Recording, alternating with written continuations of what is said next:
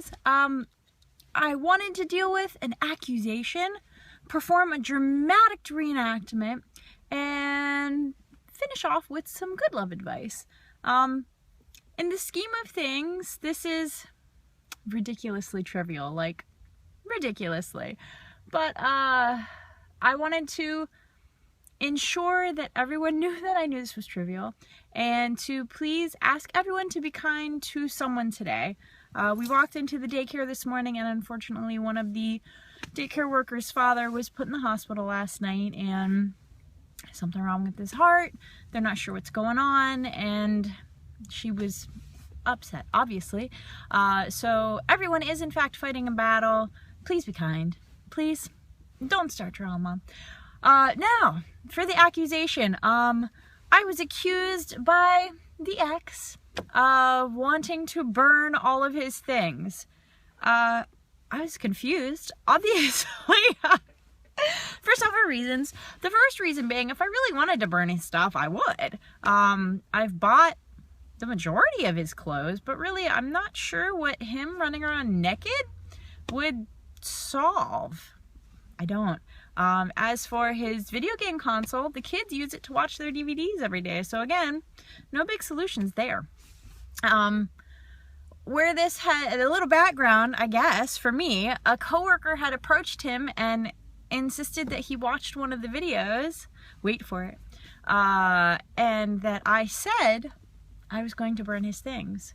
I wanted to perform a dramatic reenactment because in my head, I couldn't quite figure out how this went, but I think I have it. Okay, so me as the coworker in the dramatic reenactment. Hey, Jessica's ex, did you see her fantastic, amazing, really cool video on Facebook, which is now available on YouTube? It was just wow. The ex. No, I have not. The coworker. Yeah, man, it was cray. She said she was gonna like burn all your bleep. The ex. What the bleep? And henceforth, that's cut. You know, that's the way in my head that I saw it, because I really can't understand the accusation in any other fashion than that. Now, it took me a little bit to think, but if you've been paying attention on Facebook, last week was our bad advice week, and the one video where I think I said anything about fire was the bad love advice. To be clear things up, none of that was about my ex. None of it. And in fact, I really don't even like calling him my ex, because we have 2 kids, and really partner and co-parent is the term that I've used previously. So if you see any of my YouTube videos, then I specifically refer to him as that and not my ex. Then yes, at that point when I specifically refer to my partner or co-parent, then yes. But the bad love advice, no, not at all. If you think back in that video, when I said that, it was in reference to cheaters. On a side note, I had long wondered if he was stepping out with a coworker. Honestly, one way or another, it doesn't matter. I never found out for sure. But again, in the here and now, none of that matters. It's not going to fast forward the divorce process, so it doesn't matter to me. It's one of those things I will file under things that make you go, yes, absolutely, I will. Yeah, but doesn't really matter. It certainly doesn't affect me today or tomorrow or my future. So again, bad love advice, not about my ex. I have no reason to burn his things, but if I really wanted to, I just would. Wouldn't make a big deal of it. But for the reference, there are plenty of other fantastical female singers who much better describe destruction of property than I did. So it certainly used, Toni Braxton and half of any female country singer. Most of the repertoire is about guys and cheating. So yeah, please look for, advice there too if you're looking for bad love advice, please. But destruction of property, I'm pretty sure, is illegal on some level. I don't know how often that gets reported, but again, bad advice. Bad advice. Don't do that. Don't do that, okay? No guy is worth going to jail for. Even Alexander Skarsgård, okay? Not worth it.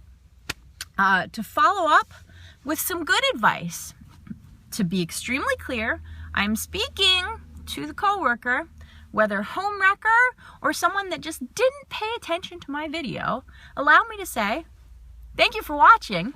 I appreciate it. You're welcome to like, share, and subscribe, and encourage others to do the same. Also, perhaps this is the universe's way of giving you a very bold and clear message of mind your own business and don't start drama. Now, in a completely different news, some good advice.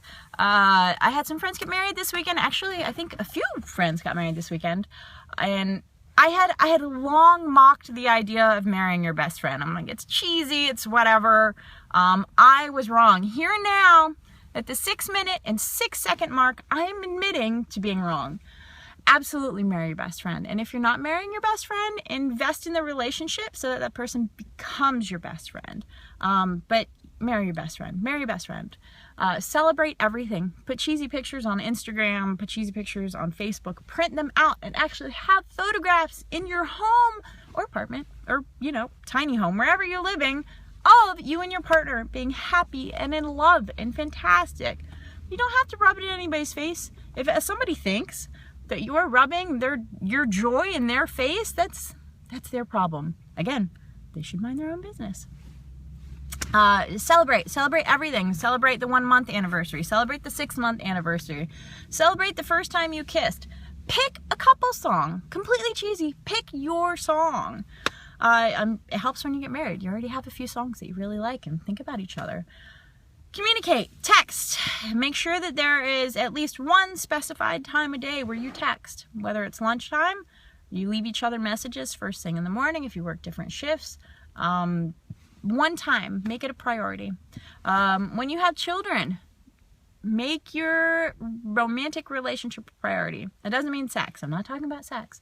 I'm talking about love and intimacy and emotional closeness, because kids are tough. Kids are tough. They just are. Puppies are tough. Kids with special needs are even more stressful.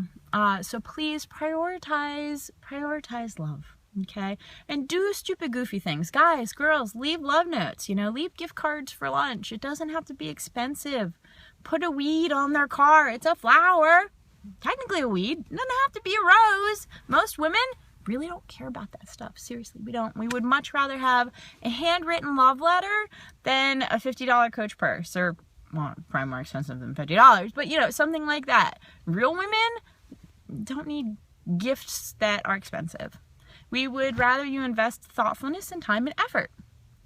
So, in closing, bad love advice is indeed bad advice. I am not encouraging destruction of property. Pretty sure I said that. But in case I didn't, allow me to clarify now. None of that was about my ex. I would encourage people to not start drama.